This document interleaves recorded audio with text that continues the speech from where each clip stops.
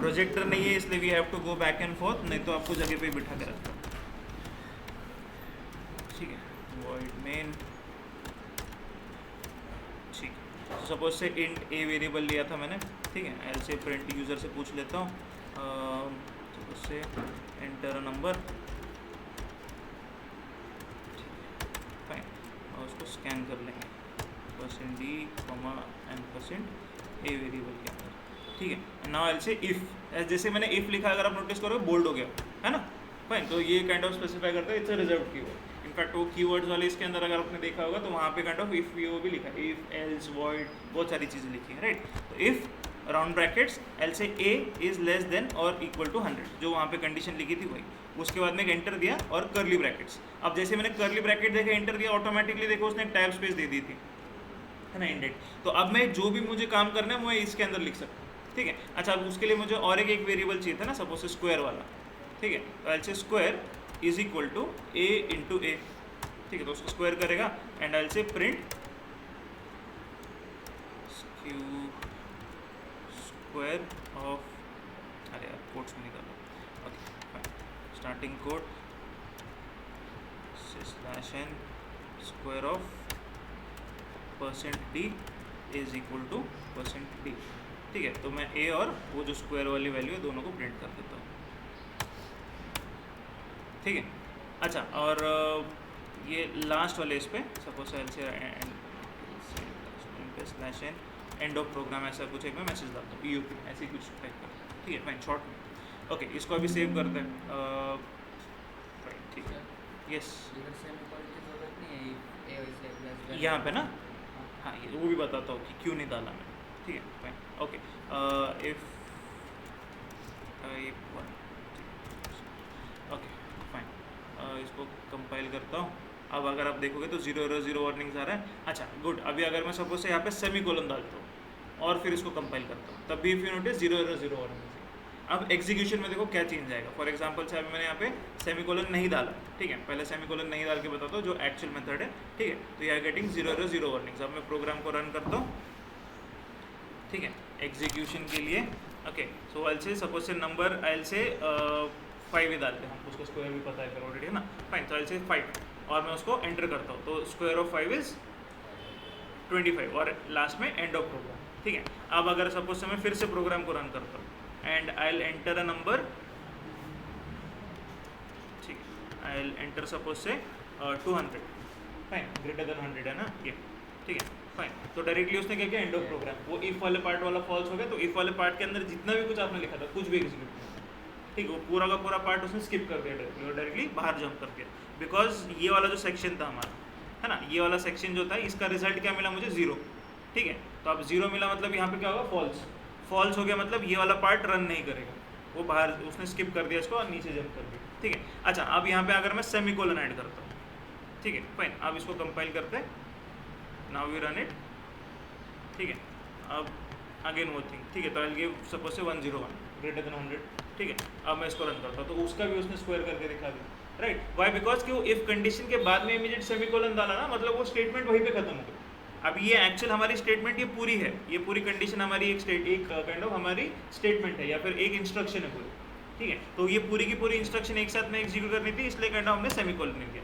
अच्छा, यही same question आपने स्टार्टिंग में नहीं पूछा, वॉइड मेन के आगे भी सेमीकोलन नहीं दिया, है ना, तो इफ यू रिमेंबर, यस, नहीं, but then again void main के बाद में round bracket, then we have curly brackets और यहाँ पे closing curly bracket. Same logic हम लोग यहाँ पे इफ के लिए भी यूज़ कर रहे हैं, अगर आप नोटिस करो तो इफ राउंड ब्रैकेट्स और फिर बाद में कर्ली ब्रैकेट्स, है ना, फाइन। तो वो ऑलमोस्ट रिलेटिवली अगर आप उसको स्टडी करोगे तो थोड़ा सा समझ में आएगा कि हाँ, ये इन्होंने टेम्पलेट जो है या फिर स्ट्रक्चर जो है थोड़ा सा सिमिलर बना के रखा है। ठीक है, अच्छा, देन अगेन इंटरनली वॉइड जो मेन है दैट इज टोटली डिफरेंट, और ये जो इफ एल्स जो फंक्शन है जो मॉड्यूल्स है दैट आर टोटली डिफरेंट। उसका इतना ज़्यादा रिलेशन में नहीं आएगा बिकॉज उसका इंटरनल वर्किंग इफ का बहुत ही अलग है।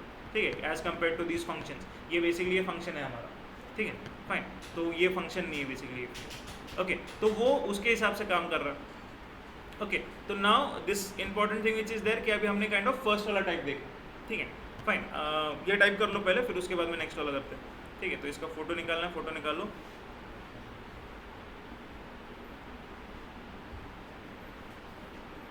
ठीक है, अच्छा, एक सेकेंड ना, मैं उसको थोड़ा सा और नीचे एक ही लाइन में एक ही पेज में आ जाएगा बेसिकली। ओके, एक ही फोटो में हैश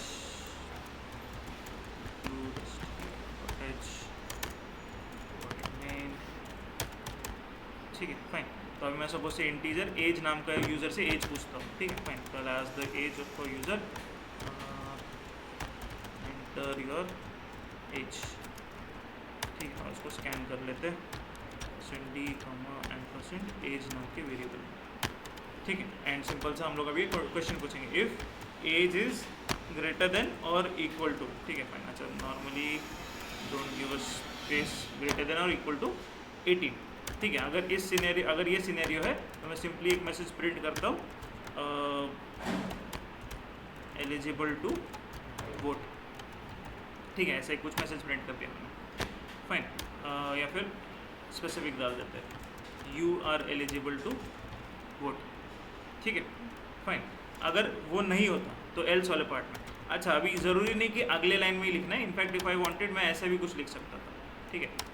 यहाँ से भी कुछ मैं स्टार्ट कर सकता था, इफ़ वाला पार्ट में मैं ऐसा भी कुछ लिख सकता हूँ। दिखने के लिए छोटा दिख रहा है, but just to avoid confusion मैं काइंड ऑफ उसको स्पेस आउट करके लिख रहा हूँ, ठीक है। तो एल्स वाला पार्ट है। अभी एल्स वाले पार्ट के आगे ऑलवेज रिमेंबर, सिर्फ एल्स अगर दिख रहा है तो उसके आगे डायरेक्टली राउंड ब्रैकेट से कुछ मत डालना, एरर दिखाएगा बेसिकली उसके लिए। वो चलो मैं बता भी दूँगा एरर वाला part.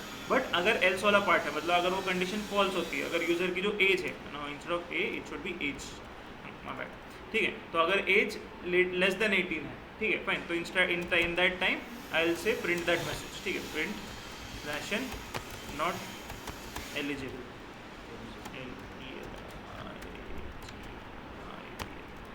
not eligible to vote,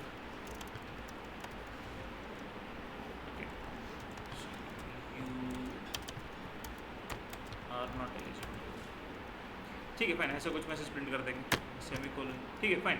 और लास्ट में प्रिंटफ वाला वो स्लैश डाल के एंड ऑफ प्रोग्राम को कर देंगे, ठीक है फाइन। एंड ऑफ प्रोग्राम, ये प्रोग्राम खत्म होगा, ठीक है। तो इसको अगर मैं करता हूँ से एफ टाइप 2 पे सेव करता हूँ इसको, ठीक है फाइन। इसको सेव किया, कंपाइलिंग इट, 0 वार्निंग्स, रन करते हैं इसको, ठीक है फाइन। तो अभी एंटर योर एज पूछ रहा है, सपोज से एज ऐसे 45, ठीक है fine. And say press enter, तो you are eligible to vote, और प्रोग्राम ख़त्म कर दिया उसने। फिर से अगर मैं इसको रन करता हूँ fine, I say suppose say enter age suppose say is 9, ठीक है। तो you are not eligible to vote, और फिर एंड ऑफ प्रोग्राम हो गया, राइट। तो बेस्ड ऑन आर इनपुट, अभी वो आउटपुट हम लोग एक डिसीजन ले रहे हैं। प्रोग्राम के लिए हमको पूरा लिखना पड़ा, एलिजिबल नॉट एलिजिबल सारी क्राइटेरिया हमको लिखनी पड़ी, but based on our kind of input now सिर्फ एक सेक्शन ही एग्जीक्यूट करेगा। जैसे फॉर एग्जांपल से आपके काइंड ऑफ ये ऑनलाइन जब आप फॉर्म्स जो भरते हैं ना, उसके अंदर ये बहुत सारी चीज़ें बैकएंड में ऑटोमेटिकली चल रही थी। अगर सपोज आपने गूगल का ये देखा होगा, गूगल के अकाउंट होते हैं, अभी एक्चुअली बच्चों के भी अकाउंट्स बनते हैं, पेरेंट्स वालों के लिए parent logs and all that stuff होता है उसके अंदर, राइट। तो your parent can decide what channels your like, वो चाइल्ड अगर यूट्यूब देख रहा है, चाइल्ड का अगर यूट्यूब का कुछ ये है, तो वो यूट्यूब के क्या चैनल दिखने चाहिए वो पेरेंट लॉक से वो कंट्रोल ऑफ कर सकते हो बेसिकली। तो अब वो उसके अंदर वो एलिजिबिलिटी चेक करेगा उसकी, अगर वो पेरेंट लॉक है तो फिर ये चैनल नहीं दिखने चाहिए, है ना। जो भी लिस्ट के अंदर वो एल्स वाले कंडीशन में जो भी कंडीशन में डाल के रखे होंगे, वो लिस्ट के अंदर वाले प्रोग्राम नहीं दिखाओ, उसके अलावा बाकी वाले दिखाओ, राइट। तो दीज ऑल थिंग्स, ये सिंपल सी लॉजिक्स हैं, ठीक है। आपके अगर आप डे टू डे लाइफ में भी चेक करोगे ना, सिंपल सी लॉजिक्स होती रहती है और वो चलती रहती है, ठीक है फाइन। आपके फ़ोन के अंदर देख लो, फ़ोन के अंदर आप अलार्म लगाते हो, है ना। अलार्म लगाते हो तो टाइमर चेक होता है। तो बेसिकली सपोज से मान लो आपने सुबह 7 बजे का अलार्म लगाया, क्लास को जाना है इसलिए 7 बजे का अलार्म लगा, तो जैसे ही सुबह के 7 बजते तभी वो अलार्म बजना स्टार्ट होता है। तो it is checking condition if time is equal to 7 AM। अगर वो मैच हो रहा है तो ऑटोमेटिकली फिर एक लॉजिक लग जाएगा, टाइमर बच जाएगा ऑटोमेटिकली, राइट। तो अब ये आपके डे टू डे लाइफ के अंदर ऐसे सिंपल लॉजिक्स यूज हो रहे हैं, वो आगे लाइक उसके अंदर आप लोग बहुत सारे एडवांसमेंट सेव कर सकते हो। जैसे फॉर एग्जांपल से वो अलार्म बजने का ही हो गया, आपने साउंड लगा दिया बेसिकली उसको, इट हम लोग यहाँ पे बस स्क्रीन पे डिस्प्ले करके दिखा रहे हैं, आपने उसको बस एक साउंड लगा दिया, है ना। जो दूसरे प्रोग्राम्स के अंदर उन्होंने एक साउंड वाला बटन लग दिया या जो भी कुछ किया, राइट। तो आप गाने वो प्ले करते हो तो उसके अंदर भी काइंड ऑफ आपकी लिस्ट ही होती है ना। आप यूट्यूब पे कुछ सर्च कर रहे हो, उसके अंदर भी ऐसी कंडीशन लग जाती है। सपोज से मान लो आप कुछ एक गेमिंग का कुछ ढूंढ रहे हो, ठीक है फॉर एग्जांपल से, या फिर चलो कोई स्मार्टफोन के बारे में ढूंढ रहे हो, तो आप यूट्यूब पे या फिर उसका कुछ वीडियो देखना, आईफोन का ही देख लो, चलो आईफोन 14, 15 कुछ नया है ना शायद से, तो आईफोन 15 का कुछ देखना, तो आप गूगल पे यूट्यूब पे सर्च करोगे आईफोन 15, तो जैसे ही वो सर्च करोगे तो एक कंडीशन लग गई, इफ़ योर नेम कंटेन्स या फिर टैग कंटेन्स आईफोन 15, तो सिर्फ उसके ही रिजल्ट दिखा, है ना, फाइन। तो ये इफ एल्स वाली कंडीशन चल रही है, सिंपल सा लॉजिक है, इससे ज़्यादा कुछ कॉम्प्लिकेटेड नहीं है, ठीक है। तो आपका इनफैक्ट ये आप बोलते हो ना AI आर्टिफिशियल इंटेलिजेंस, वो भी ऑलमोस्ट इसी लॉजिक पे चल रहा है, ठीक है। तो आपको काइंड ऑफ आपने कुछ रिस्पॉन्स दिया, वहाँ से उसको सामने से क्या रिस्पॉन्स देना है, अगर आप मेल हो या फीमेल हो काइंड ऑफ वो आपकी आवाज़ से डिटेक्ट कर लेगा, वो बैकएंड में वो कोड चल रहा है, that is a different thing, but based on your input वो कुछ एक रिस्पॉन्स दे देगा, ठीक है। जैसे फॉर एग्जाम्पल से अगर मैं उसको बोलता हूँ, मैं मेरा नाम देता हूँ यहाँ पे, तो वो काइंड ऑफ रिस्पॉन्स में हेलो जीशान वो प्रिंट करके मैसेज दिखा देगा, राइट।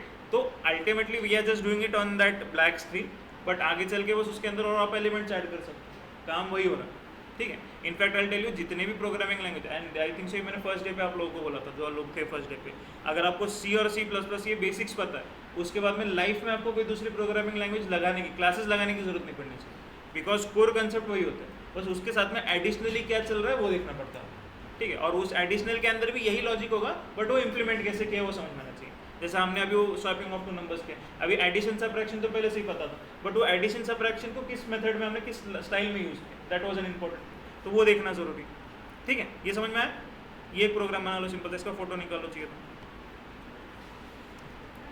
ठीक है।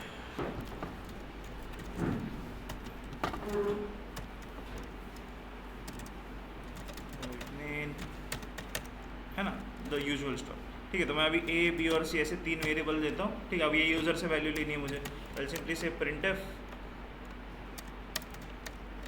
ठीक है, से एंटर फर्स्ट नंबर, ठीक है, और उसको स्कैन कर लेंगे हम लोग,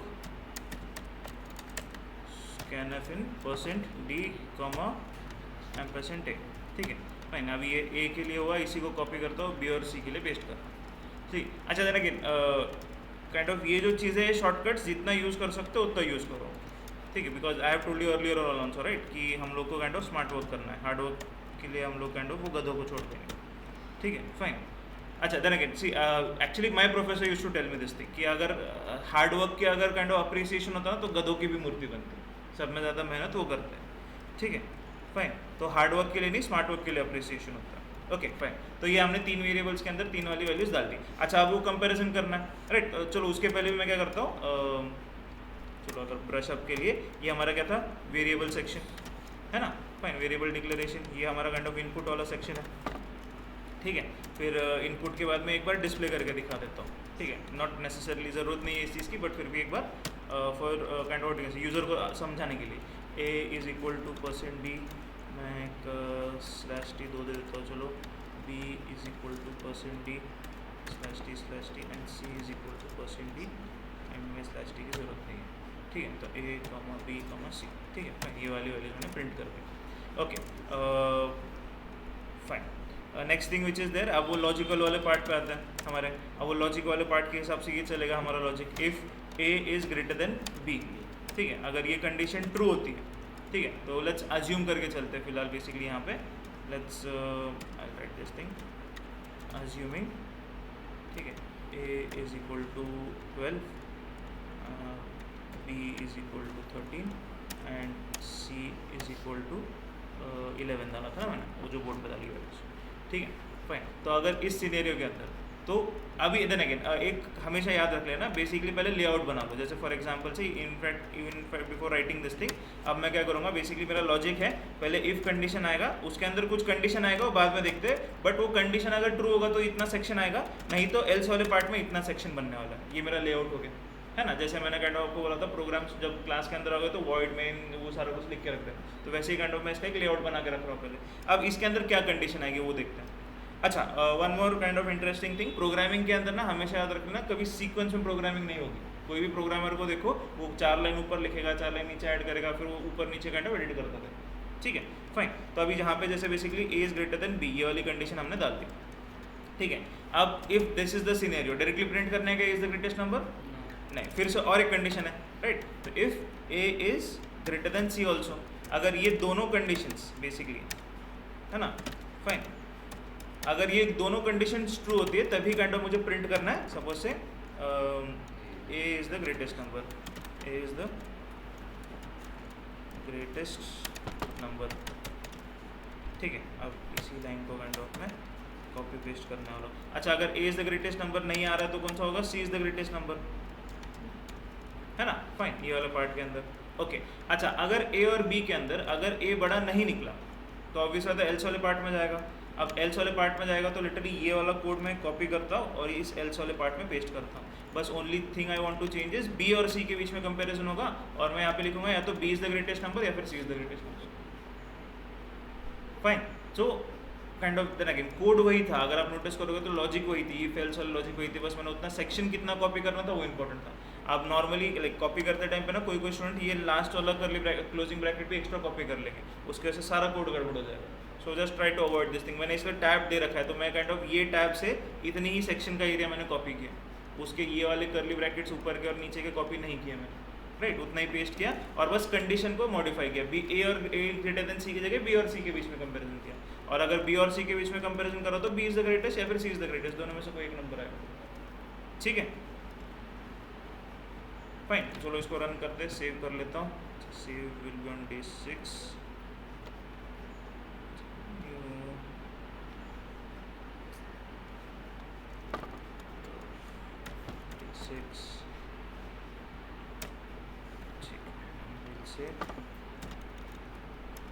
if type 3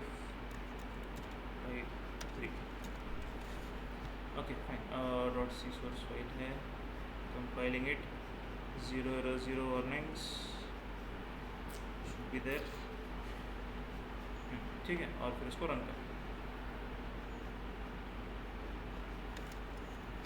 ठीक है, तो एंटर फर्स्ट नंबर सपोज सेल से 33, सेकेंड नंबर सपोज सेल से 23, थर्ड नंबर सपोज सेल से 31, 32। ठीक है, कौन सा आना चाहिए? ए वाला, है ना, A is the greatest number. ठीक है, अगर फिर से एक बार रन करते हैं। अच्छा, अब अगर सपोज से मान लो I will give all the numbers same, तो कौन सा आना चाहिए? अब ये दुविधा में है ना, अगर तीनों नंबर सेम होगा तो कौन सा ग्रेटेस्ट दिखाएगा? ए वाला दिखाएगा, बी वाला दिखाएगा, सी वाला दिखाएगा? हाँ चलो आपके लॉजिक के ऊपर चलते हैं, क्या लगता है आपको? यहाँ से चेक करेंगे। चलो सपोज से तीनों के अंदर मैंने डाल दी 10 10 10। ठीक है, 10 इज ग्रेटर देन 10, फॉल्स है ना, 10 is not greater, 10 greater than equal to होता तो ट्रू हो जाता है स्टेटमेंट, है ना। तो ये वाला जो स्टेटमेंट है कब ट्रू होगा? अगर ग्रेटर देन इक्वल टू दिया होता मैंने तो तब ये ट्रू होता। तो 10 इज ग्रेटर देन 10 फॉल्स हो गया, ये नीचे आ गया। ठीक है, फिर उसके बाद में क्या किया फिर से इसने एल्स वाले पार्ट में, अगेन यहाँ पे बी और सी में भी 10 था, 10 इज ग्रेटर देन 10, ये भी फॉल्स। तो फिर वो क्या करेगा? Print C is the greatest number, है ना। तो अगर मैं तीनों नंबर इक्वल देता हूँ तो मुझे काइंड ऑफ सपोज से मान लो 12 12 एंड 12। ठीक है, तो उसने क्या प्रिंट किया? सी इज द ग्रेटेस्ट नंबर। सही है ना? Okay fine. अच्छा, अगर मैं सपोज से ए की वैल्यू कम देता हूँ, बी और सी की वैल्यू सेम देता हूँ, तब कौन सा नंबर प्रिंट करेगा? फिर से कोड में जाते हैं, फिर से चेक करो। सपोज से मान लो यहाँ पे मैंने दे दिया 9 और बाकी दोनों में दे दिया 10 10। तो ऑब्वियसली बात है 9 इज ग्रेटर देन 10, ये वाला जो इफ वाला पार्ट है ये तो फॉल्स हो जाएगा, तो ये एल्स वाले पार्ट में जंप करेगा। एल्स वाले पार्ट में 10 इज ग्रेटर देन 10, ये भी फॉल्स है एक्चुअली, तो वो फिर से एल्स वाले पार्ट में जंप करेगा। अच्छा, वाई फॉल्स ये समझ में आ रहा है ना? तो 10 इज ग्रेटर देन 10 क्यों फॉल्स है? बिकॉज ये ग्रेटर देन है sign, greater than equal to वाली साइन नहीं है। अगर ग्रेटर देन इक्वल टू वाली साइन होती है वहाँ पे तो 10 इज ग्रेटर देन और इक्वल टू 10 ये ट्रू होता। ठीक है फाइन, तो वो फिर से इस वाले पार्ट में जंप करेगा, इसको एग्जीक्यूट करेगा। अच्छा, इफ मैं ए और बी को सेम देता हूँ और सी को अलग वैल्यू देता हूँ, तब कौन सी वैल्यू प्रिंट होगी? ए एंड बी इज 10 10 और सी इज 9। चलो वापस लॉजिक पे चेक करते, चलो अच्छा चलो इसको एग्जीक्यूट करके देखते हैं। कहाँ गया इसका एग्जीक्यूशन? जब बंद हो गया। ठीक है, फिर से एक बार रन करते हैं। ठीक है, so I will give suppose say 12 and 12 to A and B और सी की वैल्यू को मैं 10 देता हूँ। ठीक है, तो अब कौन सा वाला प्रिंट होना चाहिए आपके हिसाब से? A B C? चलो गेस कर लो, चलो बेटिंग कर लेता हूँ। बी ए सी, सी क्यों दिखाएगा? सी तो सब में छोटा बट ठीक है, चलो सी क्या बोलता है? B B A B B ही बड़ा है ना? हाँ 12 बड़ा है तो हाँ, तो 12 तो ए और बी दोनों में 12 है ना, तो कौन सा वाला? ए या बी? अगर 10 को ऐसा सी को ग्रेटर देन इक्वल टू के कर सकते हैं ए बी या सी, मुझे सिर्फ उतना ही चाहिए, वो बाद में लॉजिक हम लोग चेंज करते थे। B, correct answer is B. अब वो लॉजिक देखते हैं क्या हुआ यहाँ पे, है ना। यहाँ पे चेक करो पहले, ए और B, 12 is greater than 12 false हो गया, सीधा एल्स वाले पार्ट में जंप किया। एल्स वाले पार्ट में 12 इज ग्रेटर देन 10 ट्रू था, तो उसने बी वाले पार्ट को प्रिंट किया। ठीक है फाइन। तो अभी फ्लो आपको समझ में आना चाहिए, that is the kind of important की। और ये जो चीज़ है ना, हम लोग ये जो बेसिक्स के अंदर मैं एक्चुअली ज़्यादा टाइम स्पेंड कर रहा हूँ। आगे चल के जब हम लोग आगे प्रोग्रामिंग करेंगे ना, तो उसके अंदर फिर ये चीज़ें नहीं बताने वाला मैं आपको। We'll be dealing with function structure, वो सारी चीज़ें के ऊपर डील करना है, तो उस टाइम पे ये बेसिक्स क्लियर नहीं होगी। But this is kind of the key part. कोई भी प्रोग्रामिंग लैंग्वेज में जाओ, अगर ये वाला पार्ट आपको समझ में आ रहा है कि लॉजिकली स्विच कैसे हो रहा है, लूपिंग्स कैसे चल रही है, तो आप कोई भी प्रोग्रामिंग लैंग्वेज सीख सकते हो। एनी प्रोग्रामिंग लैंग्वेज, दुनिया की लाइक कोई नई एलियन लैंग्वेज भी आ गई, अगर उसके अंदर ये लूपिंग वाला स्ट्रक्चर समझ में आ रहा है आपको, तो आप वो प्रोग्रामिंग लैंग्वेज सीख सकते हो आराम से। ठीक है फाइन, ठीक है, आ रहा है समझ में, ये बना सकते हो। ए को भी अपना 12 दिया ना, बी को भी 12 दिया। हाँ, तो देखो ना हमने कंडीशन क्या डाली वो बताओ। ए 12 इज ग्रेटर देन 12 ट्रू है? हाँ, कैसे ट्रू है? फॉल्स ना। 12 इज ग्रेटर देन 12, 12 12 से बड़ा नहीं। 12 इज ग्रेटर देन और इक्वल टू 12, अगर ये डालता मैं ग्रेटर देन या इक्वल टू की साइन डालता ना यहाँ पे, तब वो कंडीशन ट्रू होती है ना। हमने कहता वो 6 देखे थे, है ना, वो greater than, less than, greater than equal to, less than equal to, not equal to और डबल इक्वल टू, है ना फाइन। तो उसके अंदर से किस वाले कैटेगरी में था ये? सिर्फ ग्रेटर देन वाली कैटेगरी। अब ग्रेटर देन के अंदर नंबर जो है दूसरे नंबर के साथ में कंपेयर हो रहा है। First number is that number greater than the second number, है क्या? नहीं है, सेम है, ग्रेटर नहीं है ना। तो इन दैट सिनेरियो इसका जो रिजल्ट आया ये फॉल्स आया, 0 बेसिकली। अब इसका रिजल्ट अगर 0 आया तो ऑब्वियसली बात है यहाँ से जंप करके सीधा एल्स वाले पार्ट में चला गया, समझा, है ना फाइन। अब इस सिनेरियो के अंदर, अभी इस या यहाँ पे इस सिचुएशन के अंदर 12 इज ग्रेटर देन 10, ये ट्रू था, सिंपल सा है, राइट। तो इसलिए नहीं वाला लाइन प्रिंट कर। अब सी यहाँ पे प्रोग्राम के अंदर ये आपके लॉजिक के ऊपर डिपेंड करता है। इट्स नॉट लाइक, अच्छा अगर मैं यहाँ पे सपोज से मान लो ग्रेटर देन की जगह लेस देन वाली साइन डाल देता हूँ और आप बोलते हो मुझे ग्रेटर देन वाला नंबर चाहिए, तो नहीं मिलता आपको, बट ऑब्वियस सी बात है, राइट, बिकॉज कि आपकी लॉजिक ही गलत है। अब जो आप लॉजिक उसको बताओगे, सिस्टम को जो समझाओगे उसी के हिसाब से काम करेगा, डम टर्मिनल है, राइट। तो मैंने उसको इस हिसाब से, मेरी बेसिकली ये मेरा कोड था, मेरी लॉजिक थी, मेरी लॉजिक के हिसाब से ऐसा ऐसा करना है तो ये आउटपुट मिलेगा, तो वो उसके हिसाब से काम कर रहा है। Like the system won't ask me question, sir ये ऐसा क्यों लिखना है, ये क्यों नहीं लिखना है, वो उसके हिसाब से you have given it an instruction, वो इंस्ट्रक्शन के हिसाब से प्रोसेस कर। अच्छा मेरी इंस्ट्रक्शन गलत हो सकती है, उसका प्रोसेसिंग गलत नहीं होगा, बिकॉज उसको वही काम करना है डे एंड डे, ठीक है। चलो फोटो निकाल लो चाहिए तो, ठीक है, इसका फोटो एक निकाल दो, और कमेंट्स वाला पार्ट नहीं भी लिखोगे तब भी फाइन, ठीक है। Hash include stdio.h void main, ठीक है, इंट नहीं अभी कैरेक्टर लेना, very good, nice, okay fine. तो ऐसे कैर ch नाम का कुछ एक वेरिएबल लेता हूँ, ठीक है फाइन। अब वो यूज़र से लेना है मुझे, तो लाल से यूज़र से रिक्वेस्ट करता हूँ, enter a character to check for vowel, ऐसा कुछ मैं डालता हूँ, स्पेसिफिक डालता हूँ, थोड़ा यूज़र को भी समझ में आना चाहिए कि किस टाइप का प्रोग्राम होता है, राइट। उसको स्कैन एफ करेंगे, %d, very good, comma %ch, है ना, %d आएगा ना, ठीक है फाइन। ये नॉर्मली भूल जाता है, and again that is a kind of common practice, वो होता है, बट एंड अगेन उसकी वजह से काइंड ऑफ आपके व्हाट कैसे कंपाइल टाइम पे कुछ नहीं होता, रन टाइम पे एरर आता है, ठीक है फाइन। तो ये भी याद रख लेना हर बार, ठीक है। तो ये यूज़र से वैल्यू ले ली, तो अब काइंड ऑफ वो लॉजिकल वाले पार्ट पे जाते हैं सीधे सीधे, ठीक है। या फिर अगर डिस्प्ले करके दिखाना तो डिस्प्ले करके दिखा दो, चलो अच्छे display printf /n entered character is %c, और मैं काइंड ऑफ वो जो ch की वैल्यू डिस्प्ले करके दिखा रहा हूँ, ठीक है। अब लॉजिकल वाले पार्ट पे आते हैं, इफ ऐसे ch is equal to single quotes में a, ठीक है। अगर ये है तो सिंपली से प्रिंट कर दो प्रिंट /n वॉवल, ठीक है फाइन। एल्स, ओके, एल्स वाले पार्ट कर लेंगे, एक चीज़ कॉपी कर लेता हूँ, एल्स एंड एल से स्पेस इफ। अच्छा अगर आप नोटिस करो, अगर मैंने स्पेस नहीं दी थी, क्या हो गया, हाँ स्पेस नहीं दी थी तो बोल्डनेस उसका खत्म हो गया, बोल्ड नहीं दिख रहा। बेसिकली वो बोल्ड देने का लाइक बोल्ड हो गया, इसका मतलब ये समझ जाएगा कि दोनों इंडिविजुअल कीवर्ड्स है, अभी सिस्टम को इसका मीनिंग पता है। अच्छा अब ch इज इक्वल टू ई, है ना, अगर वो है तो वॉवल है। अब मैं काइंड ऑफ इतना ही पार्ट कॉपी करके पेस्ट करते जाता हूँ, ई हो गया, आई हो गया, आई ओ एंड यू। अच्छा अभी फिलहाल अगर नोटिस करो तो इस स्मॉल लेटर्स के अंदर ही हमने कर रखा है फिलहाल। कैपिटल करना तो फिर से ये 5 लाइन और रिपीट करनी पड़ेगी, है ना, capital A, capital E, capital I वाले के लिए, ठीक है फाइन। अगर ये है, अगर एल्स वाले पार्ट में अगर किसी में भी मैच नहीं होता तो आई सिंपली प्रिंट कॉन्सोनेंट, ठीक है, ऐसा कुछ मैं मैसेज प्रिंट कर देता हूँ, ठीक है। अच्छा, what will happen if I give double semicolon और ट्रिपल सेमीकोलन? क्या लगता है एरर आएगा? क्या एरर बोलेगा? टू मेनी सेमीकोलन्स, है ना। पहले अगर सेमीकोलन मिसिंग बताता है ना एरर, अब यहाँ पे सेमीकोलन अगर मैंने एक्स्ट्रा डाल दिया तो क्या बोलना चाहिए? Too many semicolons. If type 4, ठीक है, कंपाइलिंग इट, 0 एरर 0 वार्निंग्स। अच्छा सी, सेमीकोलन मतलब क्या है? फुल स्टॉप, सेंटेंस खत्म हो गया। अब मैंने सेंटेंस खत्म होने के बाद में उसको और 2 बार बोल दिया, मिस खत्म हो, कुछ काम ही नहीं किया ना, काम कुछ नहीं किया, बस बोला सेंटेंस खत्म हो गया, तो 2 बार इसके आगे एक्स्ट्रा डॉट हो गया तो उसको ऐसे ही कुछ फर्क नहीं पड़ेगा, ठीक है। But it's not a good practice, ठीक है, ऐसा नहीं कि अज्यूम मत करके चलो कि कितने भी दे सकते हो, it's not a good practice. एक बार एक सेंटेंस कहते हैं, जैसे हम नॉर्मली इंग्लिश लिखते हैं, है ना, तो ऐसे ये वो लिख रहे हो, उसके अंदर एक डॉट की जगह 4 डॉट डाल दोगे थोड़ी चलेगा, राइट। तो वैसे ही काइंड ऑफ सिस्टमैटिकली अगर वो काइंड ऑफ वो ग्रामेटिकल मिस्टेक होगा तो वैसे ये काइंड ऑफ उस चीज़ को इग्नोर कर देता है, ठीक है। चलो एक एक्स्ट्रा डॉट्स आ गए, कुछ फर्क नहीं पड़ता उसको, ठीक है, फाइन। तो इसको अगर मैं कंपाइल करता हूँ, I am getting 0 error 0 warnings and when I am running this thing, तो अब वो मुझे यूज़र एक कैरेक्टर पूछेगा बेसिकली, ठीक है। तो कौन सा कैरेक्टर? सपोज से कि वाई, ठीक है। अब वाई चेक किया तो कॉन्सोनेंट दिखाएगा, बिकॉज वो किसी लिस्ट में मैच नहीं हो गया उसके, ठीक है। अगर मैं उसको फिर से एक बार रन करता हूँ, कौन सा है शॉर्टकट? F11 है क्या? हाँ, ठीक है।